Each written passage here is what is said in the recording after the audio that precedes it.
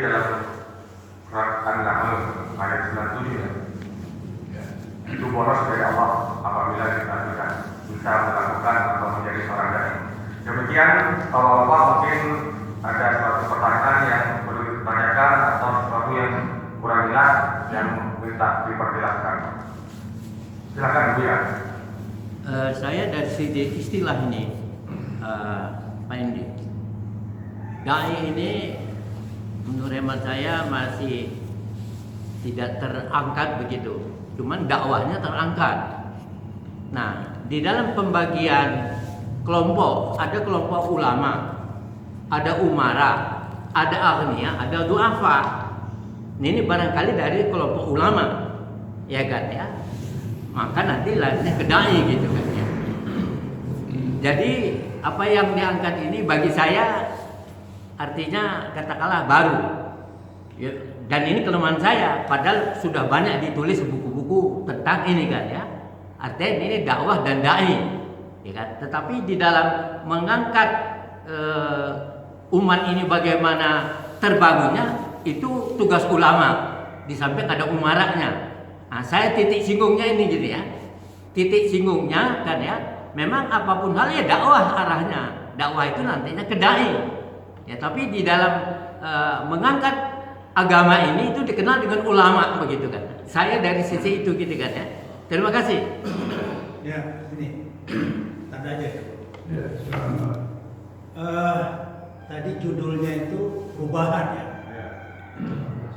Berarti perubahan itu ketika peradaban manusia itu turun. Tadi bicara sosiologi ya, tentang Salus Sumarja dan yang lain. Jadi manusia itu dalam hal perubahan sosialnya harus utuh, tidak kaleng-kaleng ya. Saya munculkan terus nih. Tadi perubahan dalam hal transformasi. Kalau kita melihat dari sisi dakwahnya Rasulullah, ya, karena kita harus contoh Rasulullah. Pasti itu, nggak bisa kaleng-kaleng kita. Rasulullah itu tidak menjawab sesuatu kalau nggak ada wahyu. Rasulullah itu tidak menjawab. Kalau kita lihat sini, ini memang hanya kisi-kisi. Kalau manusia itu keilmuannya, retorikanya itu, segudang apapun bisa ditampilkan. Dari semua referensi ilmu buku dan sebagainya itu bisa dimunculkan itu. Tapi Rasulullah itu tidak memberi jawaban terhadap apapun yang dipertanyakan oleh orang. Dia tunggu wahyu itu. Kalau tuh ditanya saya nggak tahu, sehingga dia dikenal dengan ummi, artinya orang yang nggak bisa ngapa-ngapain Rasulullah, nggak bisa baca, nggak bisa berpikir, nggak bisa. Kenapa beliau menjawab seperti itu? Nah, satu. Yang kedua, referensi Al-Quran tentang dai ini cukup. Kalau kita lihat dakwah Rasulullah, Rasulullah itu pertama itu surat yang pertama itu Iqra. Nah, ya, Iqra itu 5 ayat, saya nggak main lagi.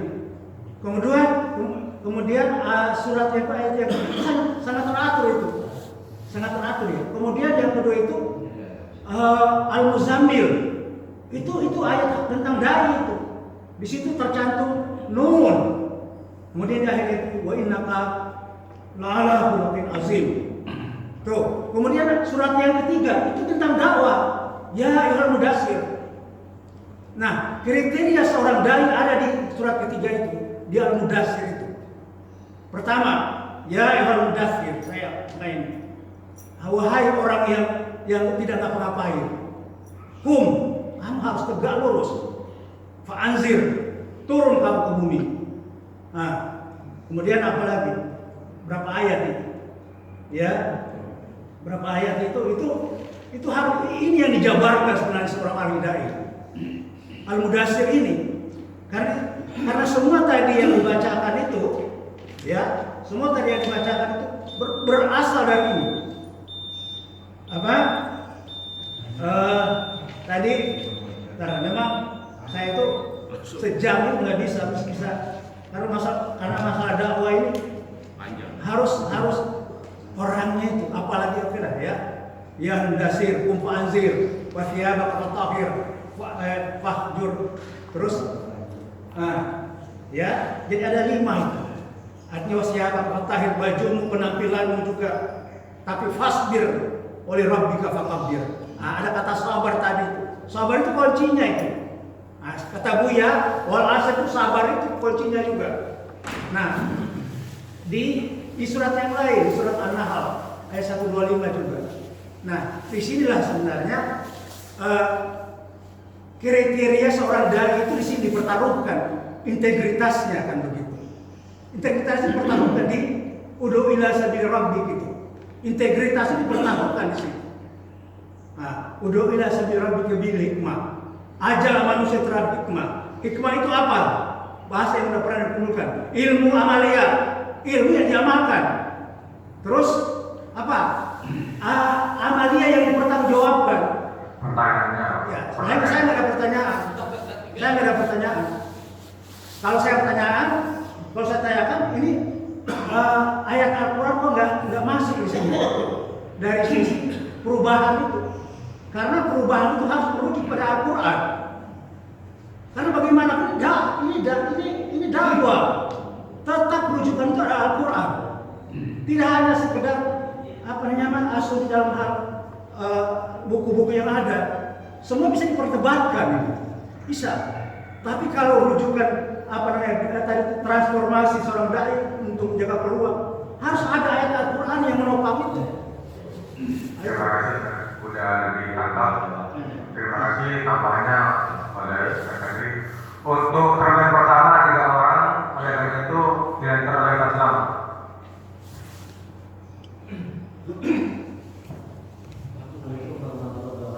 Waalaikumsalam. Yang disampaikan kalau kami masalah dai itu kelihatannya rumit banget untuk menjadi seorang dai, karena sangat berat sekarang. Padahal Allah cuma kasih tahu tugas kamu hanya menyampaikan. Akhirnya ketika dia sebagai kepala rumah tangga, minimal dia pernah belajar dan sebagainya. Mungkin yang dimaksud dengan Ustaz yang ini adalah seorang kiai dari kondang mungkin. Kalau dari rumah kan Allah berfirman, ya ayyuhalladzina amanu qu anfusakum wa ahlikum nar. Wahai orang-orang yang beriman, jagalah dirimu dan keluargamu dari api neraka. Ketika Allah memerintahkan jagalah dirimu, minimal dia menjadi dai. Karena nanti dia akan menyampaikan kepada anak dan istri agar selamat dari neraka. Ya minimal kita walaupun bukan jadi dai beneran, minimal harus baca banyak Al-Quran, hadis. Cuma yang ditanyakan satu, sekarang kan banyak contoh dai. Nah, apa yang dimaksud dengan dai atau ulama sesat? Nah ini banyak orang yang, oh tuh ulama sesat tuh, menyampaikannya begini-begini karena dia begini, dibayar sama ini sama itu agar menghalalkan yang haram. Contohnya laki sama laki boleh kawinan. Kalau laki-laki sama laki-laki boleh kawinan, bagaimana bisa berkembang umat Islam? Mohon maaf, Assalamualaikum warahmatullahi wabarakatuh. Waalaikumsalam warahmatullahi wabarakatuh. Terima kasih Ustaz. Ini yang terbaik pertama untuk didahului oleh Izin Dr. Hazul. Silakan. Terima kasih Pak Selamat Sekretari dan Buya, dan coba menjawab beberapa pertanyaan untuk masukan. Untuk Buya itu sebuah istilah Buya. Dan ulama, syekh, ustaz dan sebagainya itu sebenarnya sebuah istilah atau sebutan. Ya, sementara tugasnya itu ya sama, yaitu mengajak dan disampaikan oleh Pak Selamat. Memang sederhana, bukan serumit ini. Yaitu tugasnya mengajak, mendorong orang lain untuk mengikuti dan mengamalkan ajaran Islam. Seperti Rasulullah SAW, tugasnya hanya mengajak, memberikan peringatan. Ya kan? Masalah kemudian yang bersangkutan mau mengikuti ajarannya atau tidak, sesat atau tidak, yang ditafsirkan tadi oleh Pak Selamat, itu bukan lagi tugas dari seorang dai. Dia sudah mengajak, mengarahkan kepada hal-hal yang baik dan benar menurut Al-Quran dan Sunnah. Nah itu kira-kira. Jadi Buya itu hanya istilah saja. Maknanya atau tugasnya itu sama. Bagaimana menegakkan amal ma'ruf dan nahi munkar, seperti itu. Terima kasih Pak Kadri masukannya. Jadi ya dalam benar yang disampaikan Pak Kadri, tidak cukup 1 jam 2 jam membahas ini. Apalagi kalau digali ayat-ayat yang terkait dengan dai, ya ayat-ayat yang terkait dengan dai. Oleh karena itu, yang saya tampilkan ini adalah yang terjadi dalam keseharian masyarakat, bahwa seorang dituntut bagaimana menjadi atau memiliki akhlak yang baik, ya sebelum dia memberikan akhlak pada jamaah atau umat. Sebagaimana Rasulullah ini diutus ke bumi ini kan untuk menyempurnakan akhlak. Innama bu'itu liutami makarim al-akhlak. Saya atau kami atau diutus ke muka bumi ini kata Rasulullah untuk menyempurnakan akhlak. Oleh karena itu sebelum kita menyempurnakan akhlak kepada orang lain, menyampaikan bagaimana akhlak yang baik, maka tadi di dalam refleksi yang saya sampaikan, bagaimana kita juga menjadi atau memiliki akhlak yang baik dulu. Ya, bahkan Imam Syafi'i sebelum Anda menjadi seorang dai menyampaikan, Anda sendiri yang harus merubah. Sebelum merubah masyarakat, sebelum merubah jamaah, maka dia sendiri atau dai-nya atau gurunya sendiri harus berubah. Seperti itu. Jadi Pak Selamat, ya kalau sekarang kemudian itu aliran sesat dan sebagainya, ya, kita belum dalam pembahasan ke arah sana. Karena itu bukan materi kita. Artinya bahwa sampaikan saja yang ada di dalam Al-Quran dan hadis. Oleh karena itu yang saya sampaikan tadi di dalam materi ini, bahwa seorang dai yang beratnya itu ya harus memahami, menguasai, bahkan mampu menerjemahkan Al-Quran dan Sunnah Rasulullah. Itu tugas berat dai. Karena isi yang akan disampaikan supaya dari Rasulullah bilang tidak sesat, ya harus kembali ke situ. Nah, ketika kita tidak memahami, bahkan tidak pernah membaca dulu sebelumnya sebelum kita berdakwah, ya tentu akan terjadi banyak kesalahan. Nah, itu tugas berat dai. Sebenarnya nggak rumit. Kita menguasai Al-Quran, hadis, bisa berkomunikasi dan perbaiki diri kita juga, insya Allah. Ya, masyarakat yang menjadikan bahwa dai atau ulama atau guru itu sebagai teladan, di situ kuncinya. Jadi sebelum kita memperbaiki orang lain, perbaiki diri kita. Kira-kira, ya. Pak Ustaz, terima kasih masukannya. Insya Allah bahwa semua yang saya sampaikan ini tentu refleksinya di dalamnya Al-Quran, makanya di dalam perpustakaan kami, ya, seperti di sini di dalam perpustakaan kami, ya, yang saya tulis, nah ini dalam perpustakaan. Yang pertama adalah ini kemudian penerbitnya Kementerian Agama RI, Mushaf Al-Quran terjemah yang diterbitkan oleh PT Indah Kiat, ya, dan ini terbitan 2007. Ini bagian dari pengkajian di dalam Al-Quran, ya. Nah, cuma kemudian memang tidak muncul dalam sebuah ayat, makanya saya karena waktu tadi, ya, jadi tetap referensi yang saya tampilkan ada di dalam Al-Quran ini. Jadi ya, sebenarnya lebih fokus. Sebenarnya tadi penyampaian ataupun seminar itu oke, boleh lah ini. Tapi apapun ayat, kalau kita ambil kan sekarang serba rileks, serba cepat. Ayat-ayat tentang dakwah itu banyak, banyak tentang dakwah. Terutama yang saya sebut tadi, surat pertama turun, yang kedua turun, yang ketiga itu dakwah semua. Dan Nabi itu pegangannya dia, dia nggak bergeser di sini. ya, terima kasih. Terima kasih. Insya Allah materi ketiga, ya, insya Allah materi ketiga sudah kami siapkan. Ini gambaran begini Pak Selamat, ya. Ini gambaran bagaimana figur sebagai seorang dai di zaman sekarang. Nah, materi ketiga yang disampaikan Pak Adi juga sudah saya siapkan. Ya, kira-kira seperti ini. Terima kasih. Ya, silakan. Ya. Karena akan dibuka permen yang kedua 3 orang dan yang cukup setelah itu selesai. Ya. Permen kedua silakan Pak, ya. Terima kasih Pak Ustadz Heri sebagai moderator. Saya agak sulit menangkapnya karena begitu banyak muatannya dari presentasi Ustadz Heri tadi. Banyak sekali sehingga saya bisa memahami kalau Pak Selamat itu kebingungan. Tapi saya mencoba sederhanakan aja. Saya sederhanakan yaitu ada di situ dai sebagai agent of change, agen perubahan. Intinya itu. Agent of change, agen perubahan. Perubahan bahasa geranya kan transformasi itu. Saya harus membuat satu contoh agar lebih jelas. Perubahan problem sosial yang sifatnya filsafat itu memang bulat ya, kesana kemari. Tapi kalau perubahan itu sifatnya sains, menjadi sederhana. Contohnya, kita hari ini, tubuh kita hari ini dengan tubuh kita kemarin itu udah beda. Tapi kita nggak sadar. Karena apa? Sel-sel itu sudah diganti. Jadi penampilan tubuh kita hari ini dengan kemarin dan besok itu berbeda. Tubuh kita waktu umur 5 tahun, umur 15 tahun, umur 50 tahun dan sebagainya, kita nggak menyadari. Tahu-tahu keriput. Itu perubahan yang saintifik yang bisa dijelaskan. Apa artinya? Itulah yang namanya evolusi.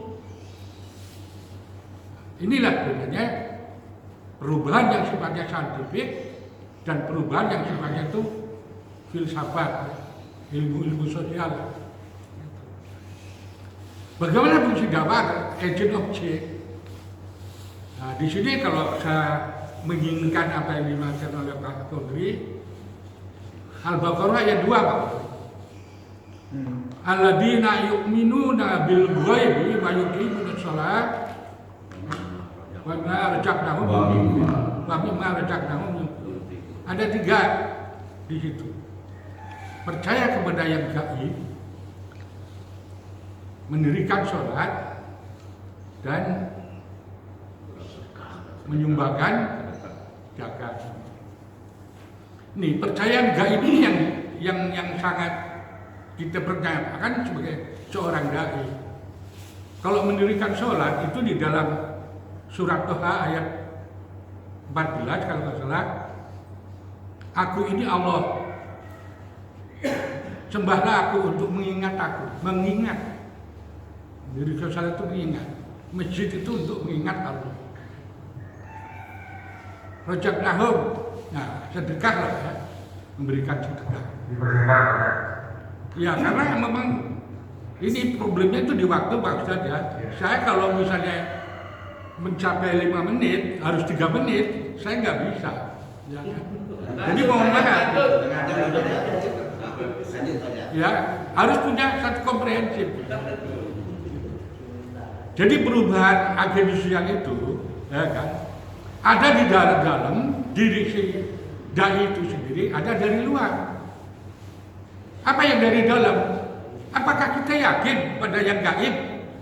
Kalau kita itu tidak tahan godaan, tidak tahan menderita dan sebagainya. Harus ada contoh. Kenapa orang pintar itu korupsi? Kenapa orang pintar itu berbuat dusta? Karena nggak percaya sama yang gaib. Ilmunya oke, tapi percaya pada gaib sehingga tidak lurus. Ini tantangan di dalam sebagai seorang dai. Alladzina yu'minuna bil ghaib, percaya pada yang gaib itu sangat fundamental. Terus tantangan dari luar apa? Ilmu pengetahuan. Karena ilmu pengetahuan dengan keyakinan itu beda. Kalau keyakinan itu transenden, iman, kalau ilmu pengetahuan itu empirik. Kehidupan kita kan serba materialisme. Apa-apa pakai uang, jabatan pakai uang apa. Itu yang sedang kita hadapi. Kehidupan sosial kita di depan ini juga demikian. Bagaimana tantangannya itu, dakwah itu, ya disitulah Al-Quran memberikan solusi. Al-Quran paling tidak ada 3 kategori. Kalau Al-Quran bicara hukum Islam, bicara fikih, hanya 158 ayat yang kita geluti. Yang 90% ustaz itu mungkin di fikih. Terima kasih banyak. Ya, 1 menit lagi Pak. Al-Quran bicara teknologi itu 800 ayat. Al-Quran bicara tauhid lebih daripada 3000 ayat. Aladina yuminu bil ghaib, percaya kepada yang gaib. Ya karena waktunya sudah ini ya, saya paling tidak, walaupun saya belum selesai bicara, tapi paling tidak bisa menangkap. Tantangan dakwah adalah di dalam percaya kepada yang gaib dan ilmu pengetahuan. Terima kasih. Terima kasih banyak. Bahwa seni berbicara itu kalau perlu 5 menit bisa dibicarakan 2 setengah menit itu seni. Silakan Pak Menteri. Silakan. Ya. Assalamualaikum Waalaikumsalam. Luar biasa sekali Pak Ustaz Budi menerangkan transformasi tentang ini. Kalau kita lihat ini untuk pelajaran dari seorang mahasiswa dari semester 1 sampai semester 4 tahun kan baru 8 tahun, 8 ya 4 tahun. Ini luar biasa sekali ini kita jempol. Kalau harapan kita seorang narasumber ditunjuk oleh seorang koordinator untuk pembelajaran dari seorang kita dari pelatihan itu bagaimana untuk meningkatkan kualitas dari yang dilatih itu dari kita. Dia tujuan dai adalah mengajak dan menginformasikan, menjawab keraguan. Ini 3 itu cukup kali ini yang diterangkan oleh narasumber.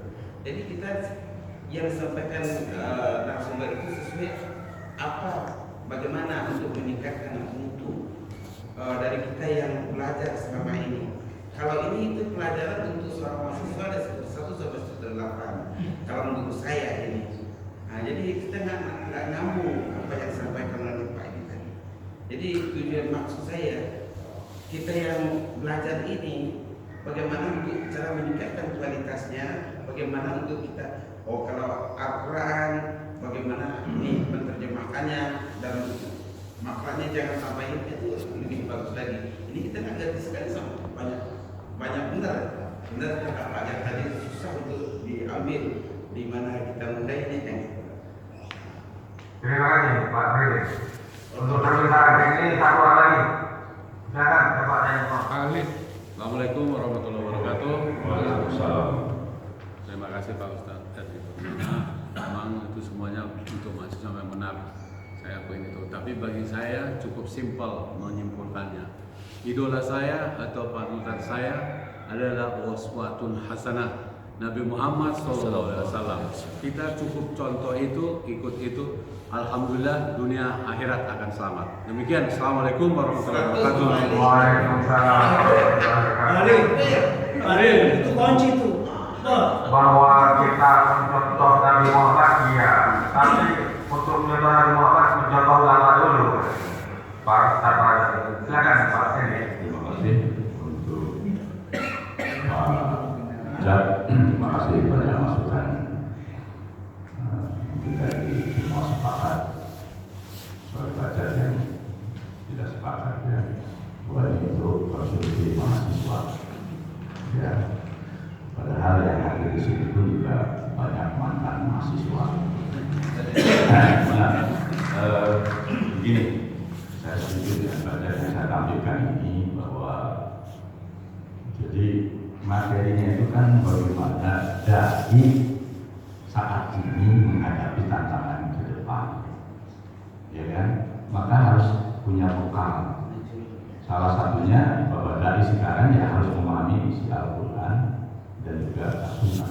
Jadi menyampaikan. Kemudian kalau Pak Dai tadi bilang kita harus belajar makro dulu, ya nanti Pak Ustadz Mahadi itu sudah ada setiap Jumat malam atau Jumat pagi, ya. Tapi yang saya sampaikan ini bagaimana kita sebagai calon dai atau mungkin dai yang ada menghadapi tantangan. Maka ini resepnya, kira-kira seperti itu.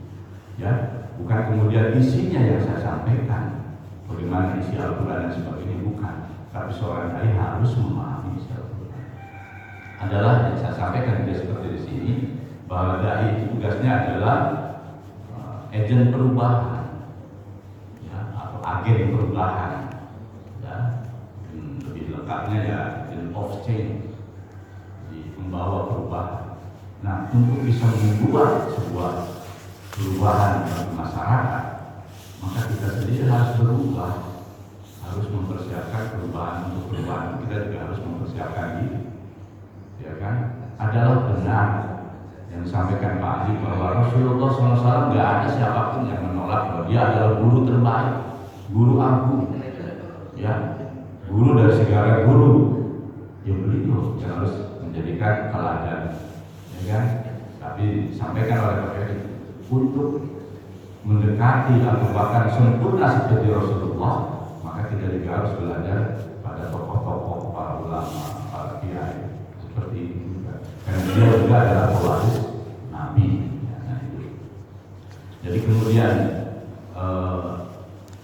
tadi siapa Pak Daid ya, Pak Daid menyampaikan itu memang sederhana sekali bahwa tugas dai itu mengajar, ya kan, untuk menjalankan syariat yang ada di dalam agama Islam. Sederhana, tapi kemudian bagaimana kita meregresikan kesederhanaan itu sehingga kita memiliki pengetahuan untuk menjadi seorang dai. Jadi saya tidak mengajarkan makhluk syukur di sini, ya, tapi bagaimana peran sebagai seorang dai ke depan itu harus seperti apa. Nah itulah, memang tidak cukup waktu, betul 8 semester, ya kan? Bahkan satu judul saja itu saya bisa satu pertemuan, ya. Tapi paling tidak secara umum sehingga yang mampu menerima materi ini, ya insya Allah. Ya, terima kasih ya kepada semuanya. Saya pikir sudah bisa namanya jawab walaupun tidak sempurna. Mudah-mudahan pada materi ketiga saya juga yang masukan dari Pak Kadis itu sudah ada, ya. Tapi pada materi berikutnya. Dan sekarang yang saya sampaikan bagaimana menjadi atau mempersiapkan diri kita menjadi seorang dai ke depan, kira-kira seperti itu. Kemudian kalau ada hal yang benar itu datangnya dari Pak Heri. Dari Allah. Kalau ada kesalahan datangnya dari Pak Heri, tidak mengingatkan saya. Terima kasih. Wassalamualaikum warahmatullahi wabarakatuh. Waalaikumsalam. Terima kasih banyak. Berhubung ini penyampaian terakhir, tapi ada pertanyaan dari Bapak Koordinator, saya silakan. Assalamualaikum warahmatullahi wabarakatuh. Waalaikumsalam. Terima kasih atas kehadirannya, terutama narasumber yang sudah memberikan materinya. Yang pertama mungkin nanti malam buat peserta ada banyak calon. Yang kedua, mohon maaf karena Pak ini pembimbing yang terakhir tampil ya di Baliku. Memang sebenarnya ya saya dengan tim koordinator itu menampilkan pembimbing memang lebih memberikan sebenarnya kiat-kiatnya gitu, kiat-kiatnya supaya para peserta ini memahami menyampaikannya seperti apa, tidak membahas isi. Sebenarnya itu yang kami minta sebenarnya. Jadi tidak membahas isinya Al-Quran. Jadi saya sebenarnya lebih sepakat dengan pembahasan ini. Jadi pembimbing ini kiatnya seperti ini, pembimbing ini kiatnya seperti ini gitu. Jadi tidak mendalami itu dulu. Yang penting para peserta ini memahami bagaimana untuk tampil ke depan itu seperti apa. Ya mungkin informasinya seperti itu aja. Dan untuk Sabtu depan mulai jadwal baru. Assalamualaikum warahmatullahi wabarakatuh. Waalaikumsalam warahmatullahi wabarakatuh. Terima kasih Bapak Koordinator bahwa kita sepakat hidup ini harus berubah. Mau berubah atau mati? Iya. Depok deh. Mau berubah atau mati? Demikian. Ada malam ini, ya rencana malam itu Pak Heri ya. Malam ini kan ada kegiatan juga kita. Iya kan, Kira-kira bisa diganti hari apa? Hari malam apa mana gitu kan? Ya. Nah, terus yang kedua, kalau pemainnya ini saya itu kalau Sekali lagi, Pak. besok nggak ada yang ngasih materi, saya yang ngasih materi. Ya, nanti kita bicarakan di depan. Demikian pertemuan kita akhiri dengan pembacaan alhamdulillah. Alhamdulillahirobbilalamin. Assalamualaikum warahmatullahi wabarakatuh. Sallallahu